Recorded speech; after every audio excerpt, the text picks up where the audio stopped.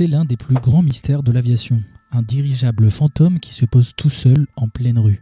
Le 16 août 1942, en pleine Seconde Guerre mondiale, un dirigeable américain, le L-8, décolle de Treasure Island à San Francisco. À son bord, 2 officiers expérimentés, Ernest Cody et Charles Adams.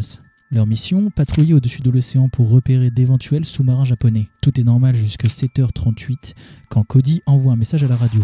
Il signale une abduite suspecte et dit qu'ils descendent pour enquêter. Ce sera la dernière transmission jamais reçue. À partir de ce moment, le dirigeable disparaît des radars. Il ne réapparaît que 3 heures plus tard, dérivant au-dessus de San Francisco.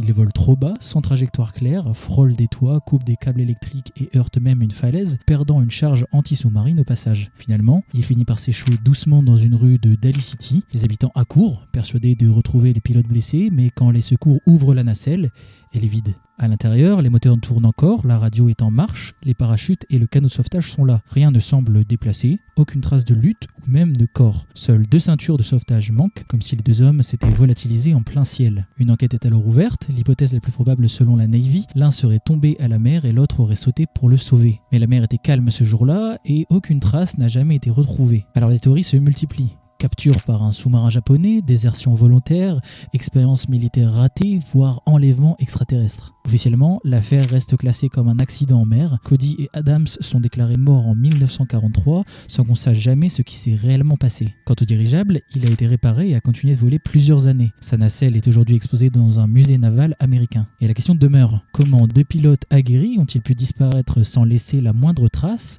d'un engin retrouvé intact au beau milieu d'une rue ? Je vous laisse me donner vos meilleures théories en commentaire.